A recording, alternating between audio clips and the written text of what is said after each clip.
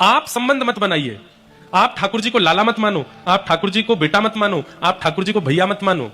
ठाकुर जी को अधिकार दीजिए कि आप जो चाहो वो मुझे मान लीजिए।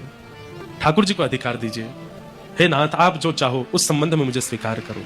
आज ही ठाकुर जी से कह दो हम आपके कौन हैं, ये आप ही हमें बताओ। देखना ठाकुर जी बताएंगे। और नित्य पूछो ठाकुर जी हम आपके कौन हैं। अगर भक्त भी हो तो भी ठाकुर जी बता देंगे। या तो किसी जैसे क्या होगा आप सुनिएगा, ठाकुर जी से कहो ठाकुर जी हम आपके कौन हैं हमें बताओ।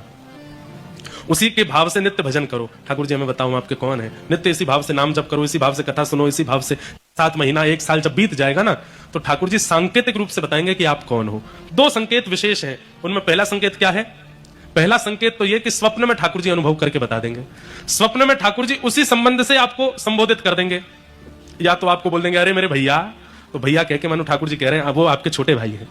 मेरी मैया, मैया कह दें तो समझ जाओ ठाकुर जी कह रहे हैं मैं लाला हूं।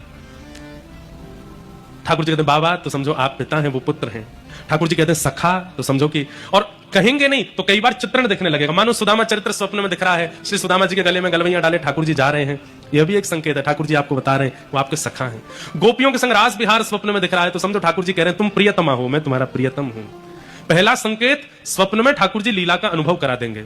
दूसरा संकेत किसी आचार्य या किसी वैष्णव या किसी वृंदावन से संबंध रखने वाले महापुरुष से आपको वो संबोधित करवा देंगे। आपने उनको प्रणाम किया और प्रणाम करके उन्होंने आपको देख करके कुछ कह दिया, अरे मैया तुम तो बड़ी भोली हो। मैया उनके मुख से भी निकले तो भी ठाकुर जी का संकेत मानो। अरे लालू तू तो, लाली तू तो बड़ी प्यारी है। लाली मतलब ठाकुर जी आपके गुरु हैं, आप उनके शिष्य हो या बालक हो। इस प्रकार से संकेत ठाकुर जी करा सकते हैं उस भाव में कि ठाकुर जी का आपसे संबंध क्या है। तीसरा संकेत और है क्या?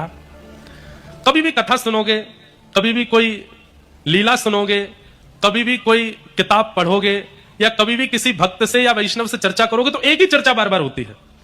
कथा सुनी तो उसमें रास का प्रसंग आता है, लीला देखने गए तो उसमें भी रास का प्रसंग आता है, किसी से वार्ता हुई तो भी रास की बात होती है।